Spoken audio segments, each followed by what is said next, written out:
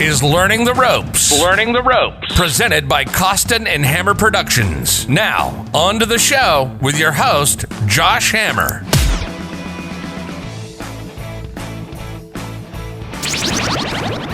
Welcome, everyone, to Learning the Ropes, a podcast that uses the game of baseball as a framework for understanding a variety of other topics to improve personal development and to understand perspective of those around us. Hopefully anyone out there listening has a strong interest in the intersection of sports, business, and education. We'd like to take this time briefly to inform you that there are ways to support us. I am stoked to finally bring this podcast into fruition. It's been over a year and a half since we've been able to get this off the ground running.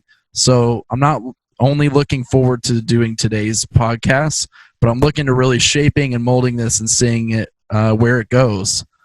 So with that being said, let's introduce our first guest of our debut episode of Learning the Ropes. He played a little ball at Mayville State University in North Dakota. He's currently serves as the web marketing grad assistant at Grand Canyon University, and he's looking to graduate with his MBA in July. So we're pretty stoked about that. So now introducing, or should I say now batting, number 13, Garrett Osterode.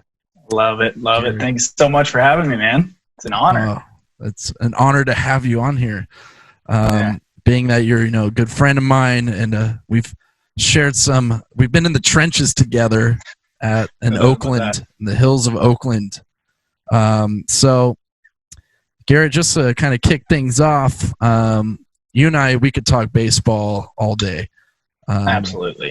We mentioned how both of our dads, our papas, have been coaches for many years, and baseball has done a lot in our lives in many ways. So being that this is Learning the Ropes, I think many folks can really learn about baseball and like how it plays into life on and off the field. So I guess my question to you is what aspects of your life has baseball impacted your life?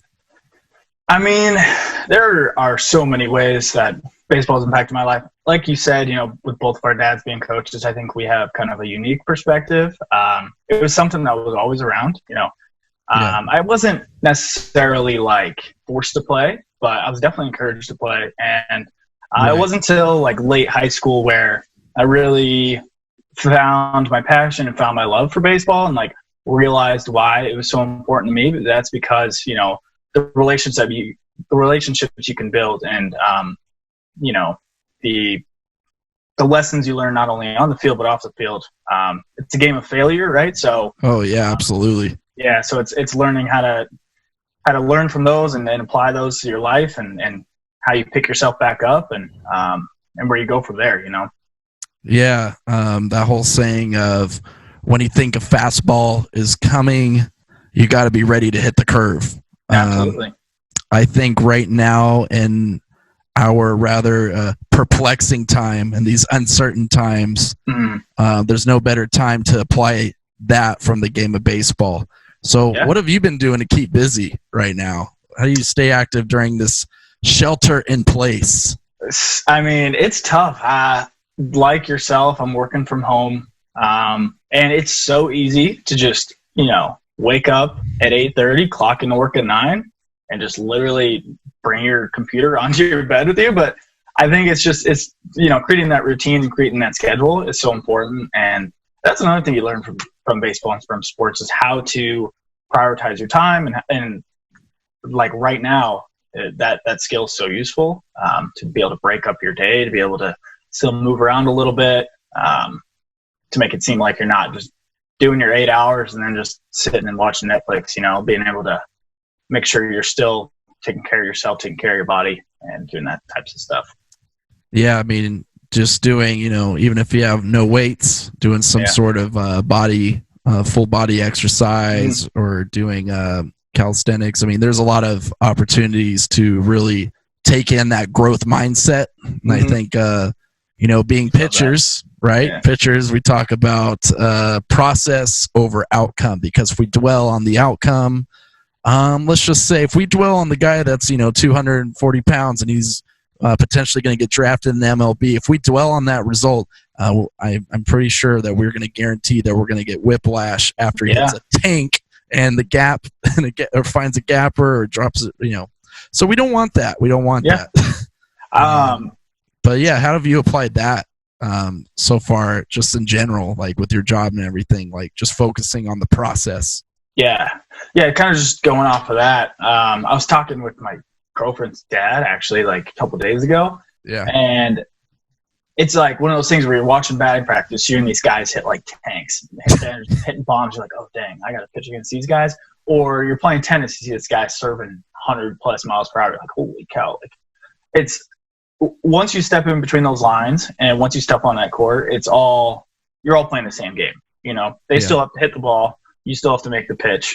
So I think just realizing that we're all in this together, we're all on an even playing field, I think really helps put things in perspective.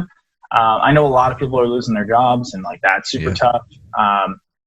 But we're all in this together, and it's about what you do at this time and how you can better yourself. I think that's gonna help you come out on the other side, with your head held high. No, absolutely.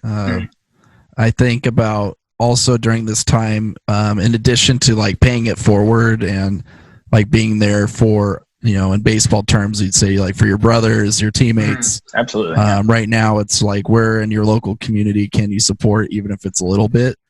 Or, maybe it's doing some sort of podcast or doing some sort of project that maybe can lift somebody up or bring some joy, even if finances are tight. There's other ways you can find a way to make a difference. Yeah.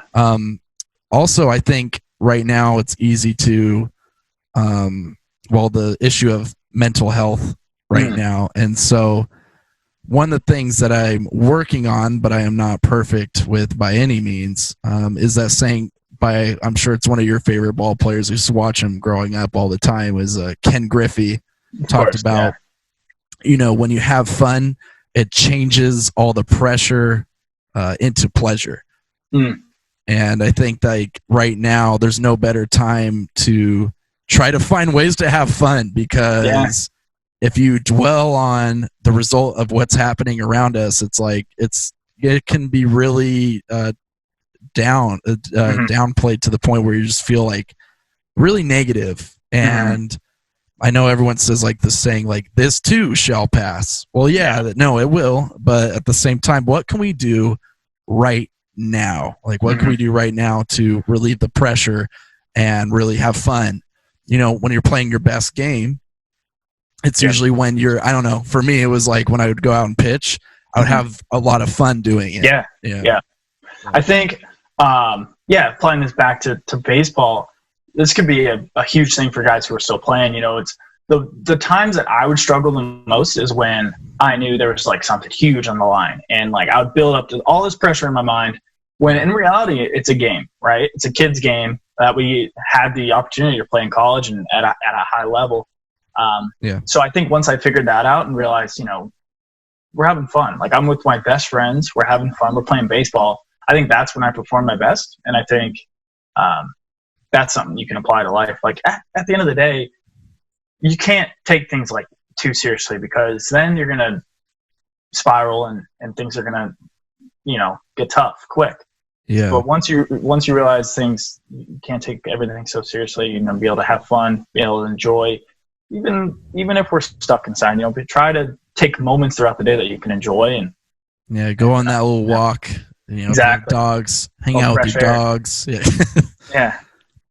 Before we move on to our next topic, we're just going to take a brief moment to recognize someone that we want to really thank right now, and that's to thank our proud and loyal sponsor of Psycho Cider. Psycho Cider is a California-based beverage company providing you with unique hard cider and sake. It focuses on giving you the best tasting cider and sake beverages possible, because it's not just good, it's insanely good psycho cider. Wow. That just rolled off the tip of my tongue there. Psycho cider. I've had the pleasure of working with the manager of Costin and Hammer Productions, Tobin Costin, who is the chief growth officer of Psycho Cider. He actually was a former basketball coach at one point at the same university that you and I both worked at. Mm-hmm. So he is stoked and supporting us and making this happen. So that being said, when we talk about insanely good, okay, well, like what are some of the things that are really filling your cup right now? What are some of the things filling your cup? I think some of the things fill my cup right now are just, I don't know. I mean, it's so easy for me to like get excited about the future. Like so many cool things are happening. Like I'm finishing up with school. A lot of interesting and fun opportunities are on the horizon. Doing the whole job search thing. I remember when you were going through that last year. Yes. It can be stressful, but making the most of it, trying to find something that really fits my skill set and something I could be good at and create kind of a future for myself. And I'm loving being back in Arizona, being near my family, and everybody is healthy and happy. So I'm super stoked about that. Yeah, man. Yeah, no, I absolutely. Being back in Arizona, let's talk about. We're talking about moving up in the world, go to college, do all those things. Of course, you had the chance to play baseball at a place I would never want to go, Mayville State University in North Dakota. Yeah. What was the baseball situation like over there? I mean, you told me a little bit, but I want to hear a little bit more. I mean, man, it was crazy. Like, I had never been to the Midwest, never been to North Dakota, but the opportunity arose, and I took a leap at it, and it was honestly the best decision I ever made. First day I got on the baseball field, like, I was so surprised. Like, nothing against people from the Midwest, but you just think that they can only play baseball for like 4 months a year, right? 5 months a year. It's snowing. But man, these guys were just like farm boys, corn fed, like 6'5". I was like, dang, these guys are no joke. So, I mean, I was definitely impressed. I mean, we had a pretty good team, so I think that helped. But man. I mean, they love baseball just as much up there as they do in California or Arizona. It was cool. It was a great experience. I loved every minute of it. That's awesome. It's kind of like what you anticipated, but not what you anticipated at the same time. Yeah. So right now, especially as you're, going for another opportunity, how do you continue to learn in order to stay on top of things with your role, like just in general? Sure. I think through my brief professional experience and then my college baseball experience, I think one of the biggest things that I've learned is to kind of roll with the punches and be adaptable. Yeah. I think even, working with you at Holy Names, there was a lot of times where we were asked to do things that like we didn't know how to do it, but we would just make it work. And I think that's important moving forward, no matter what kind of role, whether it be in finance or banking or whatever I get into after this. I think just being able to roll the punches and adapting to whatever situation comes my way, I think I'll be able to make it work and make the most of it. Yeah. One of the things that I can relate to, especially with baseball, was, I threw overhand since I was little. Yeah. When I go to college, I was recruited as a backup catcher. Sure. And I turned into a submarine pitcher. Yeah. Why? I don't know. But I do know that, I tried to just, be a team leader, be a team guy, and embrace that. And I knew what my skill sets were, new Division II college.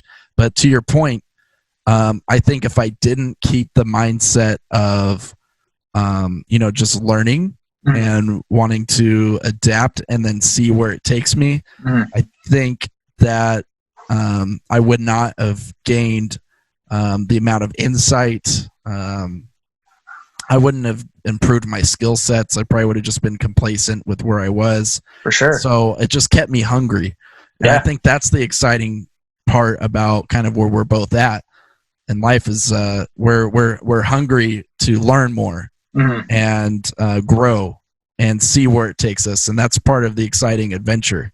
You know, moments like shelter in place don't sound there. I mean, it's not a great reality right now, but at the same time, it does provide an opportunity to learn something and to, you know, apply that to our lives when we go back out to, hopefully sooner than later, real world. So yeah, it's interesting to see how baseball has applied in so many ways into just our daily routine. Yeah. I doubt there was any way you ever imagined your first year teaching you'd be, you know, having to teach online and. Oh my goodness. Yeah. 20 years down the road, I'm going to look at this podcast. I'm going to look at this year. Everything's been a first, but yeah, I'd never anticipated teaching, you know, online or, you know, unfortunately, being a high school baseball coach. Yeah. That's been the toughest thing to navigate through. But I think, you know, mostly for the seniors and for any athlete that's listening or heartbreaking. It's heartbreaking. But at the same time, I'm telling my seniors to be proactive right now about, hey, put your name out there, like email that coach, call that coach. If you want to play, you know what you can do. You know your skill set, but it's like Derek Jeter would always talk about, you know, it's not always about talent. It's like it's about your determination and like what you want to do with your career. At the end of the day, we're all protagonists of our own story. So I think it's no one else's experience. It's your experience. So it's what you want to do with it. And I think right now, it was a bummer that the season got put on the shelf. We had a good team rolling, and I know that any team across the country now is kind of feeling that way, that sort of kind of way, you know? Yeah.